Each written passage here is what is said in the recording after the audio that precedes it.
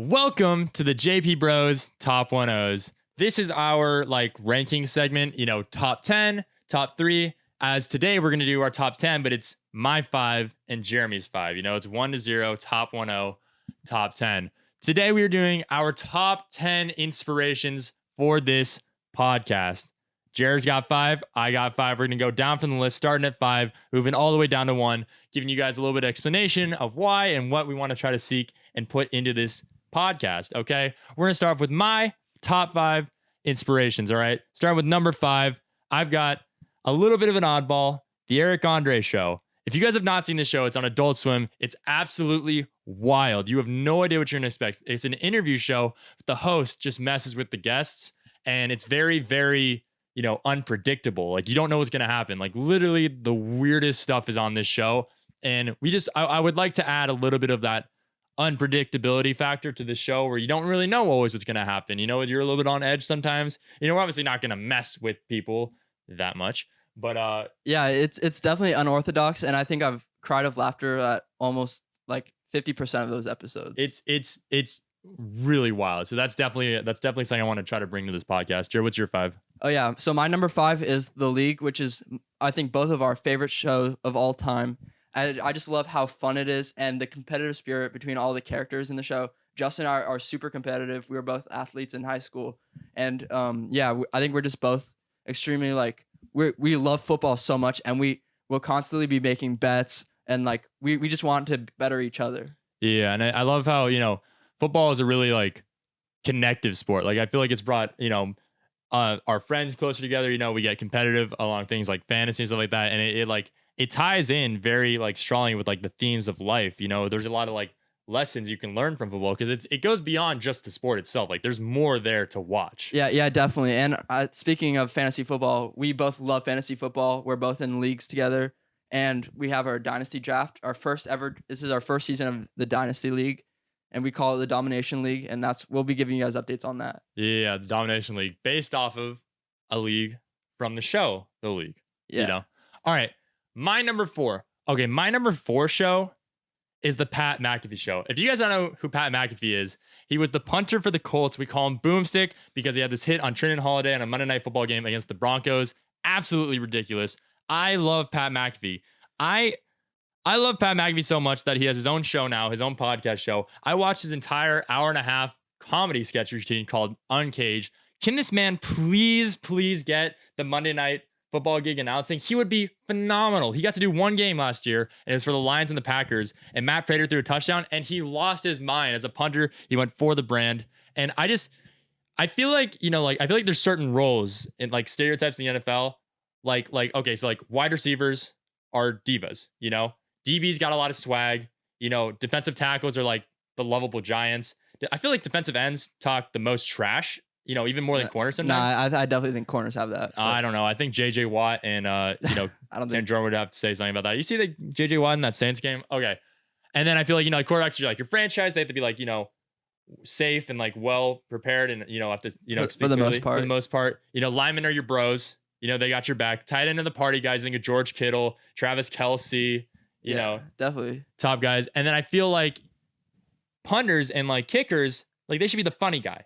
Think of the best. I think if you're going to be a great punter kicker, you should be funny. Think of the best punters and kickers. Pat McAfee, hilarious. I've heard Vinny's really funny.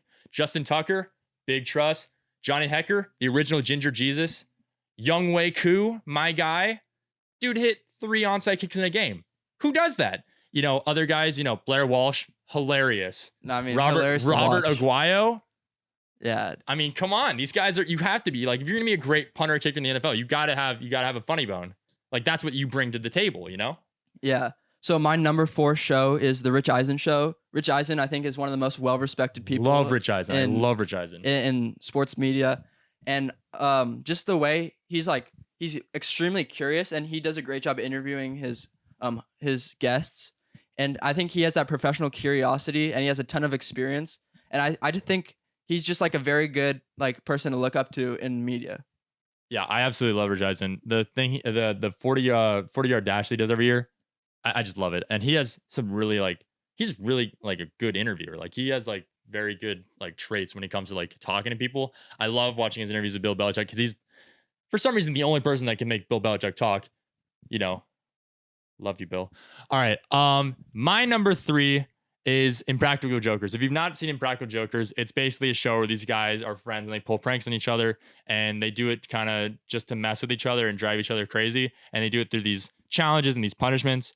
I want to do some kind of wild aspect with this show where we kind of incorporate the stuff where obviously we'll mess with each other and it'll be funny for everybody and it's also funny for us. And it kind of like, puts a competitive edge on both of us. Yeah, definitely. Impractical Jokers, growing up, we watched that almost every day. Funniest show. I mean, and I think kind of the connection that all the Jokers have, it's kind of similar to us, where we'll mess with each other, and I think we're both funny dudes. So yeah. You say you're a fun guy. So, next up for me is the Bussin' with the Boys podcast. Shout out to the boys, Taylor Lewan and Will Compton. I think just like I said, the connection between them is something similar to what we have, where we're brothers and we kind of we can give each other a look and we'll know what we're talking about. And the stories they have on that show is just hilarious. So check that out on YouTube. Bussin' with the Boys. Shout out to the boys, of course. The boys. And yeah, that's a big influence on this show. Yeah, I would definitely say, obviously, a big theme of our show. Obviously, we're brothers doing a podcast. Is family. We're very family rooted, and Jeremy and I have those tacit codes among each other where we don't have to say things. We kind of understand it. But that being said, we also know how to get in each other's nerves. So that will create some heated arguments and debates because we are so passionate about something, especially football. That kind of leads into my number 2 is Undisputed with Shannon Sharp and Skip Bayless. I love this show. Whether you like Skip or Shannon or not, because they have some outrageous takes. These guys are entertaining, and they do make some valid points. I love watching them argue because you can either get really mad at one of them or be on the opposing side. And I like that they pick controversial topics and they take a unique take on it, even if it's maybe not what they believe. I think they're so entertaining, and I love that the personality really shows in that show. You even Skip Bayless. I mean, obviously Shannon Sharp. Their personality shines on that show. I want our personalities to shine because I think that's what's going to help us, create separation from every other podcast that is out there. Yeah, Undisputed is definitely an entertaining show, if that's how you want to put it. So yeah, moving on. My number 2 show is Pardon My Take, which is, in my opinion, probably the funniest show in sports. These guys are relentless. I mean, yeah, PFT these guys and Big Cat. They have no fear.